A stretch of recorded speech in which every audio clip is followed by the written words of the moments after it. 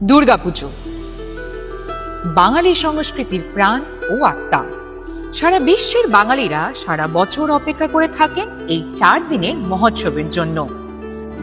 মাননীয় মুখ্যমন্ত্রী মমতা বন্দ্যোপাধ্যায়ের নেতৃত্বে বাংলার দুর্গাপুজো আজ পৌঁছে গিয়েছে বিশ্ব মঞ্চে।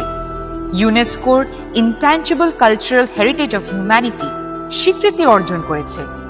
এবার রাজ্য মন্ত্রিসভা তার প্রস্তাব অনুমোদন করেছে, গড়ে উঠবে দুর্গা অঙ্গন।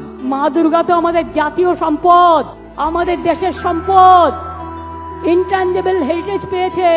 জেনে রাখুন, জগন্নাথ ধাম যেমন করে দিয়েছি, আগামী দিন ওই জগন্নাথ ধামের অনুকরণে একটা দুর্গা অঙ্গন আমি বাংলায় করে দেব। তার কারণ সারা বছর যাতে মানুষ চিনতে পারে, আসতে পারে, দেখতে পারে। এই স্থায়ী মন্দির কমপ্লেক্সে সারা বছর পূজিত হবেন মা দুর্গা। রাজ্য পর্যটন দফতর ও হিটকো যৌথভাবে এই প্রজেক্টটি গড়ে তুলবে। নির্মাণ ও পরিচালনার দায়িত্ব থাকবে একটি বিশেষ ট্রাস্ট। ঐতিহ্য সংরক্ষণ, আস্থার উদযাপন, এই বিশ্বাস নিয়েই এগিয়ে চলা।